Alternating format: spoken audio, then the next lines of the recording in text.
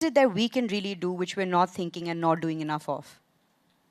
I really want to echo the comments about the full stack approach. India is an incredibly important market for AI in general, for OpenAI in particular. It's our second biggest market, tripled users here in the last year. But mostly seeing what people in India are building with AI at all levels of the stack, chips, models, all of the incredible applications.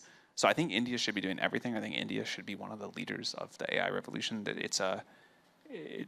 it's really quite amazing to see what the country has done and embraced the technology and building, again, the entire stack of things on top of it. And also with the recent developments, do you have a different view around the cost of building foundational models? Yeah. So first off, if that's a reference to a comment I made here a few years ago about the cost, I think that was taken out of context. That was a very specific time when there was a certain scaling thing where I thought, it was gonna, and I still think to stay on that frontier of pre-trained models is expensive. But one of the most exciting things that's happened to me since, that I think's happened in the industry since, is we're now in a world where we made incredible progress with distillation. We learned a lot to do small models, and these reasoning models in particular can be, it's not cheap, it's still expensive to train them, but it's doable. And I think that's going to lead to an explosion of really great creativity, and India should be a leader there, of course. There's two sort of different ways you can look at the costs of models. So to stay at the frontier, we believe those costs will continue to rise on this exponential curve, but also the returns to increasing intelligence are exponential in terms of the economic value, the scientific value that you can create. So, we're doing this big Stargate project, and that's going to go like this. On the other side of it, the cost for a given unit of intelligence 1 year later seems to fall by about 10x. Moore's law was a 2x every 18 months for the number of transistors on a chip, and that changed the world if you waited a few decades. But what's happening with the reduction in cost in AI models is extraordinary. Now, I don't think it means that the world's going to need any less AI hardware, because you bring the cost down and just the people are going to use it for a lot more things. The total number of dollars will go up. But that's a really exciting thing happening. That's wonderful to hear, and I think there's a lot of excitement here, which is why, so I'd like to come to you. You recently announced that India should be building foundational models, and it's a very complex process. And I was just wondering, how you're thinking about, the surprises and the serendipity that's going to come from a lot of the diversity that we have here and the complexity of just India. And so, how do you feel that the foundational models that India is planning to build is going to be unique and serve a unique purpose to the world? Listen, lots of innovation is happening. As Sam said, every year it's 10x reduction in the cost of intelligence.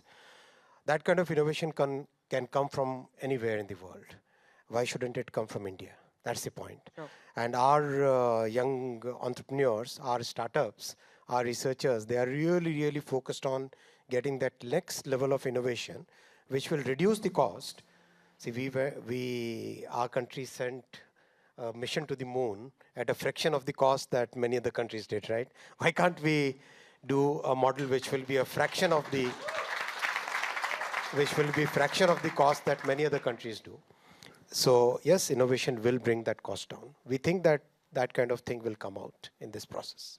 Absolutely, and just the diversity that we have here. I think at OpenAI often we say that if you can solve for India, often you can solve for the world as well, because if you're able to take care of the breadth that we have and be able to solve for the last mile, often you can very much do that. And also you've spoken extensively about the the excitement that you have around building on application layers, and since we have developers and startups in the room, I think this could be a great space or a great platform for you to share. What do you really think are areas that they should really be thinking about, and also not only supporting on the application layer, but also your adoption just within the government? How are you really looking at that AI adoption within the government? That's a good question. We have been using multiple AI applications within so many different departments, so many wings of the government, and I think that can really help us solve these population scale problems. Because most of the problems we face, Sam, are problems where you have to look at a multiple of billion So, which is like very common. So then how do we solve these population scale problems?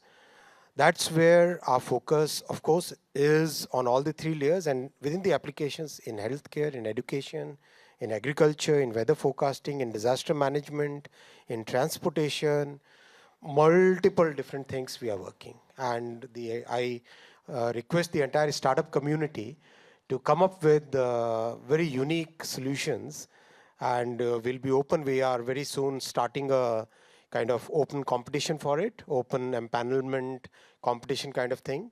So that will be huge. So many problems can be solved, and why don't we use this latest technology that we have for solving these problems, right? You guys are good with that? Would love to do. Some more So, energy, guys. Come on.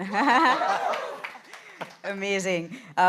Just building on that, Sam, I'd like to come to you, talking about population scale problems, as the minister said. Again, India is very well placed for that, and our mission really is, artificial general intelligence for all of humanity. And so, I'm really curious to understand from you, how can the models and the tools that we are constantly releasing play that equalizer role and be able to really fulfill in healthcare, education, at really significant ways? You know, finally, for the first time, I think the models that are on the near-term horizon, the models that we'll release in the coming months, are over the threshold of being good enough to really address these problems. And now people just have to go build the solutions. So you already see, and you see this actually a lot with deep research in the last couple of days. People say it did this amazing thing for diagnosing a disease or helping me with my research to, try to cure a disease. Education, you've already seen now with previous models where people say it did amazing tutoring results. So I think the underlying innate technology is just right on the threshold, and we'll get there with the next models. But now people have got to go off and build all these services. So someone in this room hopefully will figure out what the AI tutor of the future looks like, and that'll be a population scale thing, and it'll think what that would do if every kid on Earth, this year got an AI tutor that was provided like a better education, or helped to provide a better education than anybody could get last year. Think what it would mean if we could have like an AI medical diagnosis system that was better than anyone could get last year. Think what it could mean if scientists could go cure every disease faster. And so, we've been waiting for this moment for a long time. I think we're gonna deliver something that can help with it, and now people have to go build with it. Absolutely, and I think the recent launch of the research was just incredible, right? And I think everyone's been tracking it closely. We want to be able to use it. Do you have any advice specifically if we were to use that to solve, very complex problems like cancer and large diseases that we suffer? Do you have any sort of guidance on what's the right way to start experimenting? So we're very much still in the research assistant phase of this. This can help someone review the existing literature and find some connections. But this is not an innovator yet. This is, I don't think we're yet at the technological level where any of us should expect these models to go cure cancer on their own. We will get there, I think.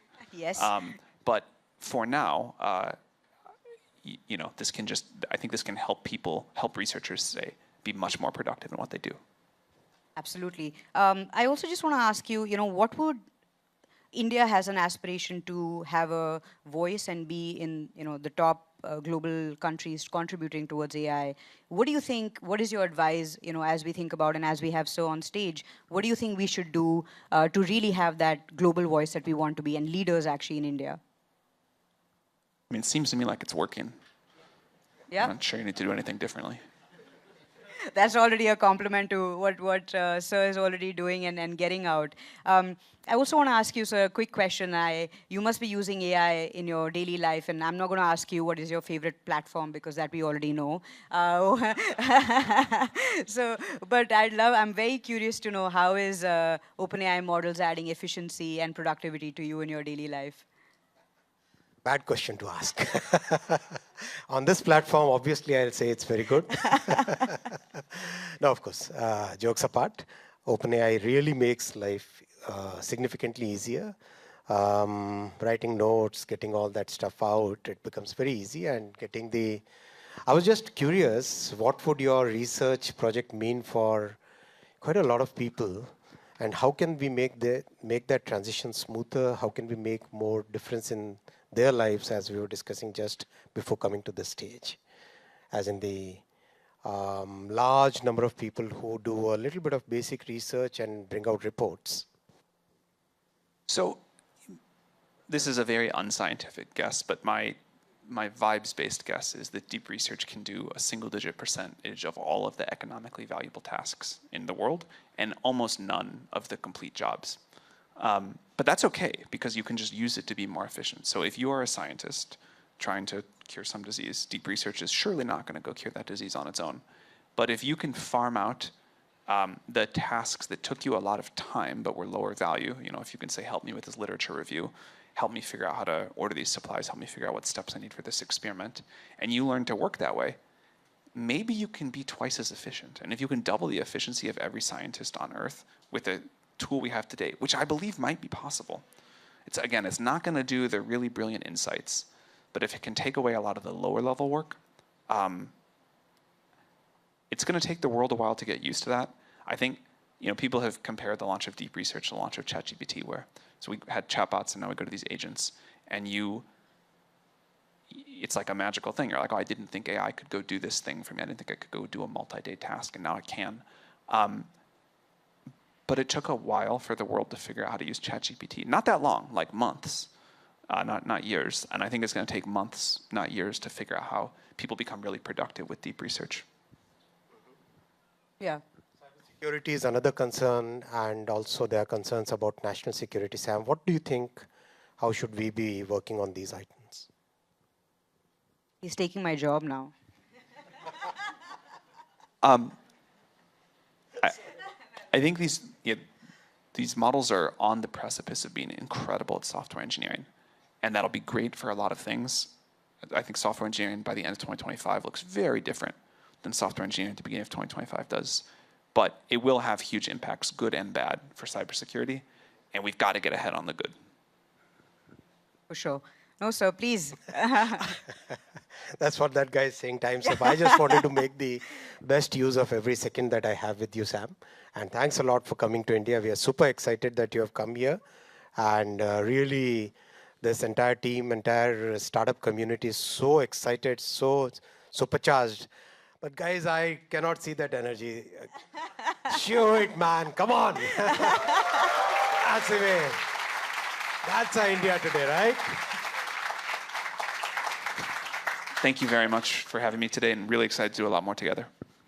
Yeah, absolutely. Looking forward, sir. Thank you so much for all the ideas. And I think this is the right room to start. And we have a lot to cover, so we are going to get on with it. And with OpenAI right there to support the developers, the ecosystem, the government, we'd love to do more together. And hopefully next year when Sam is here, we'll have already many of these partnerships in place. So looking forward.